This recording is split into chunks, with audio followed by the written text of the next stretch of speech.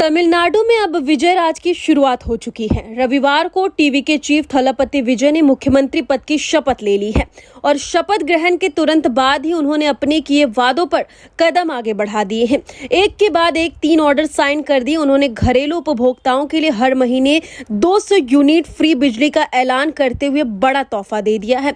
South cinema के superstar से राजनेता बने विजय ने तमिलनाडु की राजनीति में भूचाल ला दिया और अब सीएम बन चुके हैं।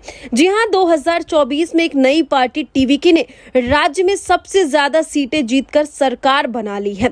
विजय के चुनावी घोषणा पत्र की बात करें तो इसमें मुफ्त बिजली, कर्ज माफी, महिलाओं के लिए मंथली कैश समेत अन्य वादे शामिल थे और उनमें से 3 को सीएम विजय ने पूरा भी कर दिया है, लेकिन लिस्ट अभी बहुत लंबी है। बता दें कि तमिलनाडु सीएम विजय ने चेन्नई के नेहरू इंडोर स्टेडियम में मुख्यमंत्री पद की शपथ लेने के साथ ही अपने चुनावी वादों को पूरा करने की शुरुआत भी कर दी थी। वहीं जैसे ही विजय ने शपथ ग्रहण किया उसके बाद ही 3 आदेश साइन कर दिए। इसमें हर महीने घरेलू उपभोक्ताओं को 200 यूनिट फ्री बिजली देने का चुनावी वादा भी शामिल है। इसके अलावा उन्होंने हर जिले में एंटी ड्रग यूनिट का गठन करने और महिला सुरक्षा बल के गठन के ऑर्डर पर साइन कर दिया है। तमिलनाडु राज्य भारी कर्जे के तले दबा हुआ है और इसका जिक्र सीएम बनने के बाद थलपति विजय ने किया। उन्होंने कहा कि पिछली सरकार राज्य पर कर्ज का बोझ छोड़ गई और सरकारी खजाना खाली है। तमाम एक्सपर्ट्स भी इस ओर फोकस करते हुए चुनाव के दौरान कह चुके हैं कि तमिलनाडु पहले से ही कर्ज में है और चुनावी वादों का एक छोटा हिस्सा भी पूरा करने में गंभीर आर्थिक परिणाम आ सकते हैं। हालांकि मुख्यमंत्री ने स्पष्ट किया है कि वे जनता के पैसे का दुरुपयोग नहीं करेंगे और एजुकेशन रोड समेत अन्य बुनियादी सुविधाएं उनकी प्राथमिकता रहेगी।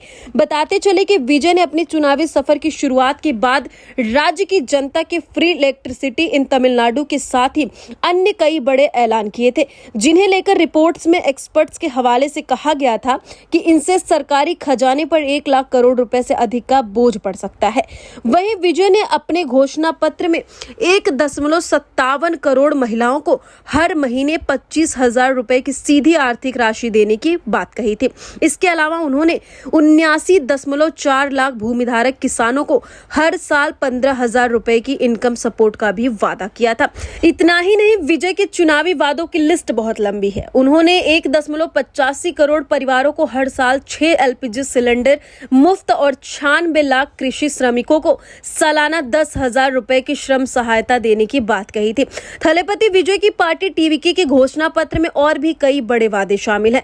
इनमें 5 लाख युवाओं के लिए युवा इंटर्नशिप छात्रवृत्ति भी शामिल है, जिसमें ग्रेजुएट को 10,000 रुपए, ITI डिप्लोमा होल्डर्स को 8,000 रुपए प्रतिमाह दिए जा रहे हैं। 10 लाख लोगों के लिए 4,000 रुपए प्रतिमाह के बेरोजगारी अनुदान के अलावा इसमें 1.5 करोड़ परिवारों के साथ स्वास्थ्य बीमा में अतिरिक्त प्रीमियम का वादा भी है। हालांकि तमिलनाडु सीएम बनने के साथ ही विजय ने अपने चुनावी वादों को पूरा करने की शुरुआत तो कर दी है, लेकिन ये सरकारी खजाने पर बोझ भी बढ़ाएंगे। रिपोर्ट की माने तो बजट 2025-26 के लिए रेवेन्यू 3.31 लाख करोड़ है, जिसमें टीवीके द्वारा प्रस्तावित कल्याणकारी खर्च 29.8% है, जबकि डीएमके का व्यय 19.7% है। इसका मतलब है कि अगर सभी चुनावी वादे पूरे किए जाते हैं तो फिर तमिलनाडु पर भार बढ़ सकता है। फिलहाल आपको बताते चले, टीवीके ने जिस तरीके से विपक्ष को मात देते हुए पहली बार चुनाव में 108 सीटें जीत ली है, उसके बाद पूरे तमिलनाडु में भूचाल सा आ गया है। लेकिन कहीं ना कहीं युवाओं की पहली पसंद विजय थलपति बने, इस वजह से वो आज सीएम की शपथ भी ले चुके हैं। बीते दिन विजय ने सीएम की शपथ ली और लेते ही उन्होंने अपने चुनावी वादे पूरा करने की शुरुआत कर दी है।